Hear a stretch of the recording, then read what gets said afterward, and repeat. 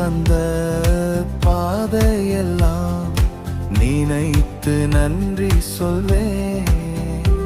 நான் கடந்து வந்த பாதையெல்லாம் நினைத்து நன்றி சொல்வேன். என்னோடு பயணித்தோர் இல்லாத நிலையிலும் என்னை நீர் வாழ வைத்தீர். என்னோடு பயணித்தோர் இல்லாத நிலையிலும் என்னை நீர் வாழ